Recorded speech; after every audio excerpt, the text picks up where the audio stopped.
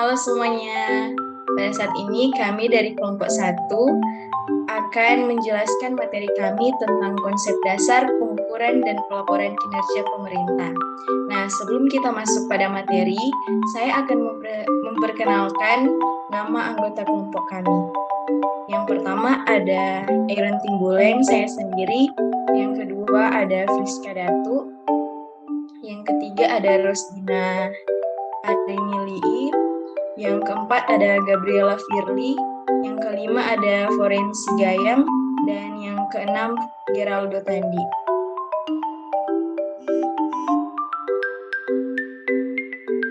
Saat ini kita masuk dalam materi. Selanjutnya, pengukuran kinerja pemerintah. Pengukuran kinerja adalah proses mencatat, mengukur pencapaian, pelaksanaan kegiatan, dan anggaran dalam arah pencapaian mimpi melalui hasil-hasil yang ditampilkan berupa produk, jasa, ataupun suatu proses pelayanan publik. Dalam mengukur kinerja diperlukan indikator kinerja. Indikator kinerja pemerintah daerah memiliki karakteristik yang relatif lebih rumit jika dibandingkan dengan indikator kinerja organisasi privat, karena indikator kinerja pada pemerintah daerah adalah indikator kinerja non-finansial secara lebih dominan dibandingkan indikator finansial.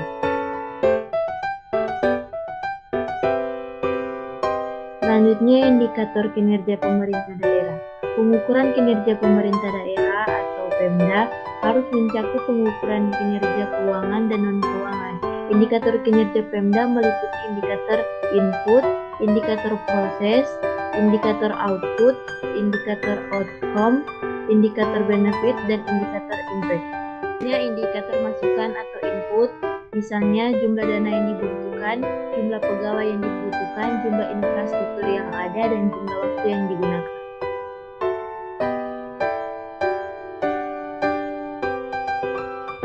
Selanjutnya, indikator proses, misalnya ketaatan pada peraturan perundangan dan rata-rata yang diperlukan untuk memproduksi atau menghasilkan layanan jasa. Selanjutnya, indikator keluaran atau output, misalnya jumlah produk atau jasa yang dihasilkan dan ketepatan dalam memproduksi barang atau jasa. Indikator hasil, misalnya tingkat kualitas produk dan jasa yang dihasilkan oleh produktivitas para karyawan atau pegawai. Indikator manfaat, misalnya tingkat kepuasan masyarakat dan tingkat partisipasi masyarakat. Selanjutnya, indikator impact, misalnya peningkatan kesejahteraan masyarakat dan peningkatan pendapatan masyarakat. Karakteristik Pemda sebagai pure non-profit organization menempatkan organisasi ini mempunyai keunikan yang sangat berbeda dengan perusahaan bisnis. Pemda mempunyai tanggung jawab besar di bidang ekonomi dan sosial secara bersama. Pengukuran kinerja Pemda harus mempertimbangkan indikator ekonomi dan sosial secara komprehensif yang mencakup pada sektor kondisi ekonomi nasional. A. Tingkat pertumbuhan produk domestik bruto. B. Produk domestik bruto real per kapita. C. Tingkat tabungan. D. Defisit surplus keuangan daerah. E. Utang dalam dan luar negeri. F. Cadangan emas dan devisa. Pada sektor lingkungan bisnis, misalnya indeks kebebasan ekonomi, perlindungan hak milik, indeks persepsi, korupsi, dan kebebasan bank. Pada sektor stabilitas pengembangan, misalnya sebaran pendapatan, paritas upah tenaga kerja pria atau wanita, tingkat pengangguran, partisipasi politik, jumlah pengungsi, kepastian hukum, jumlah kendaraan pribadi dan umum, kondisi keamanan daerah. Pada sektor kesehatan meliputi tingkat kelahiran maupun kematian, harapan hidup, tingkat kematian, program pemeliharaan kesehatan, pengeluaran untuk kesehatan, perbandingan penduduk dengan dokter, tenaga medis, dan kecukupan gizi penduduk. Pada sektor pendidikan meliputi tingkat partisipasi pendidikan, anggaran pendidikan, kualitas tenaga pengajar, kecukupan sarana dan prasarana pendidikan, rata-rata tingkat pendidikan masyarakat, dan pemerataan pendidikan. peran dan manfaat indikator kinerja. Manfaat indikator kinerja yaitu kejelasan tujuan organisasi Pemda, mengembangkan persetujuan pengukuran aktivitas, tersedianya pembandingan kinerja antar waktu dalam organisasi, terjadinya fasilitas setting of target untuk penilaian organisasi dan individual manager sebagai bagian dari pertanggungjawaban organisasi kepada publik.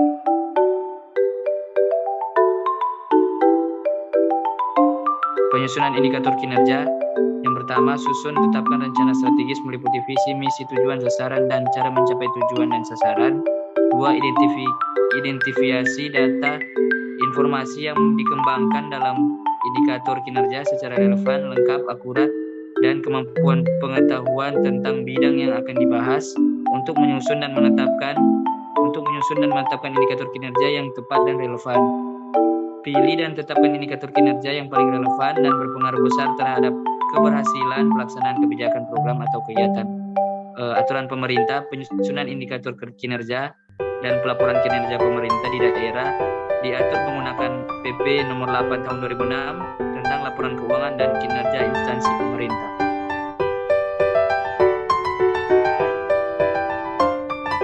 Syarat-syarat indikator kinerja. Sebelum menyusun dan menetapkan indikator kinerja, syarat-syarat yang berlaku untuk semua kelompok kinerja tersebut adalah sebagai berikut. Yang pertama, spesifik, jelas, dan tidak ada kemungkinan kesalahan interpretasi. Yang kedua, dapat diukur secara objektif, baik yang bersifat kuantitatif maupun kualitatif, yaitu 2 atau lebih yang mengatur indikator kinerja mempunyai kesimpulan yang sama. 3. Relevan. Indikator kinerja harus menangani aspek objektif yang relevan. Yang keempat, dapat dicapai, penting, dan harus berguna untuk menunjukkan keberhasilan, masukan, proses keluaran, hasil, manfaat, serta dampak. Yang kelima, harus cukup fleksibel dan sensitif terhadap perubahan atau penyesuaian pelaksanaan dan hasil pelaksanaan kegiatan.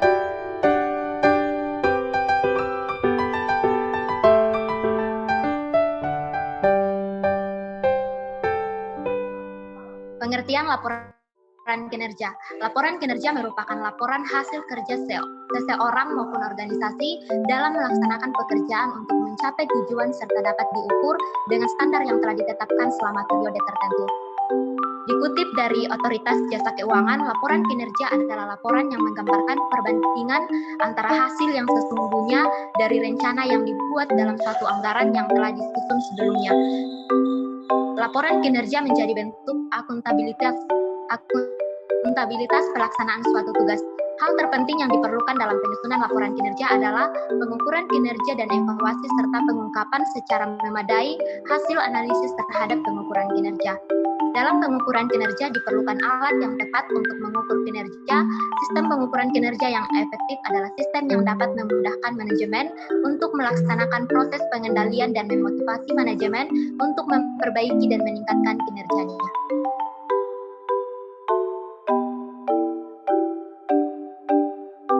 Laporan akuntabilitas kinerja instansi pemerintah. Setiap instansi pemerintah berkewajiban untuk menyiapkan, menyusun, dan menyampaikan laporan kinerja secara tertulis, periodik, dan melembaga.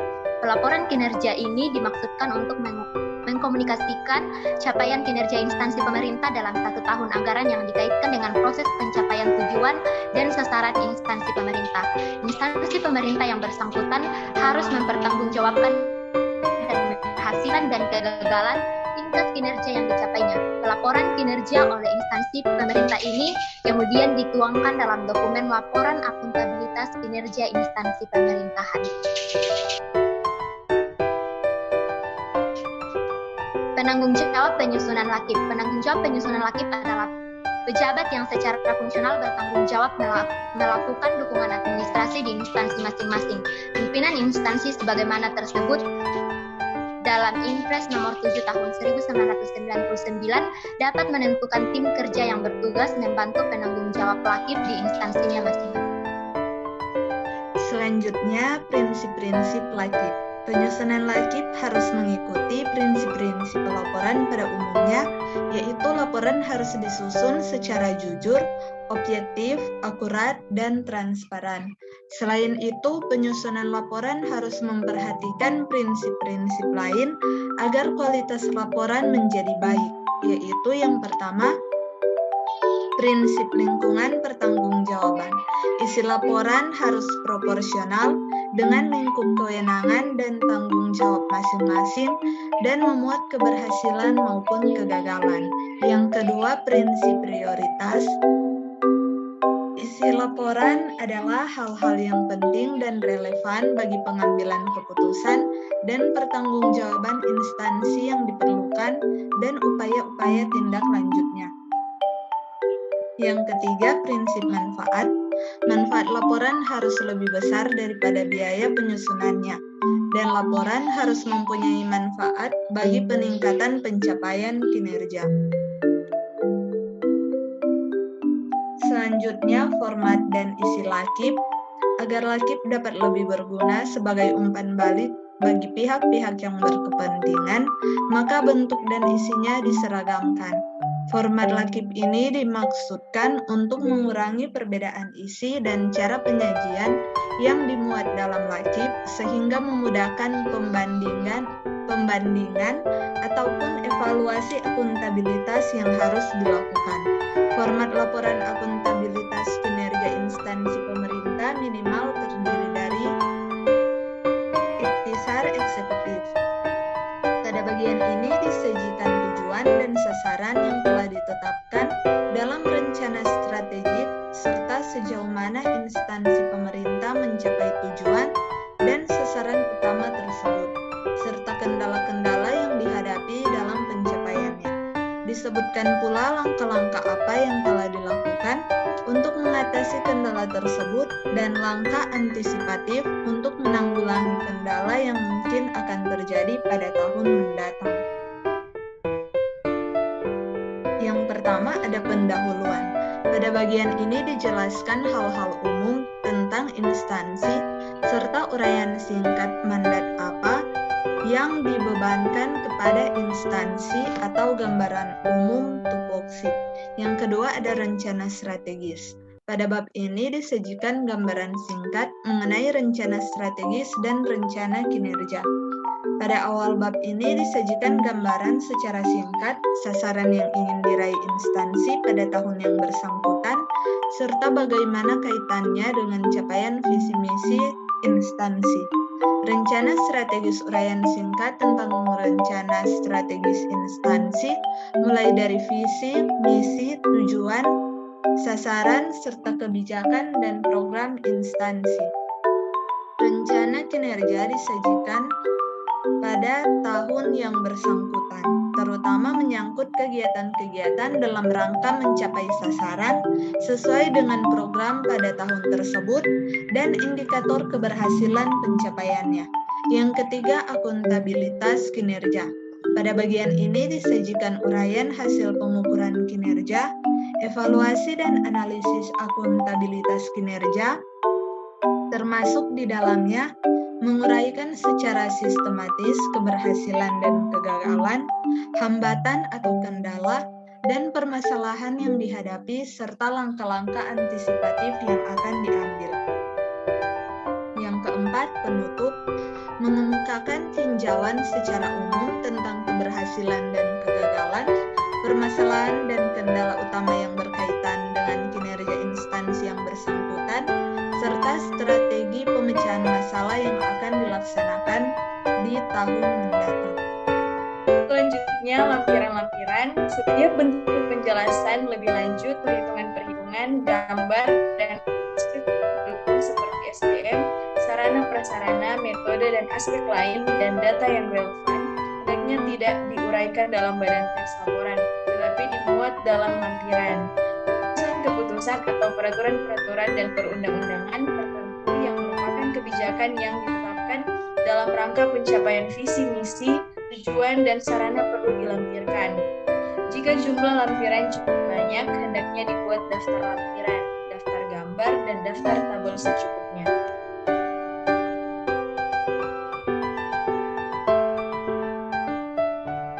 Nah, sekian dari presentasi kelompok kami.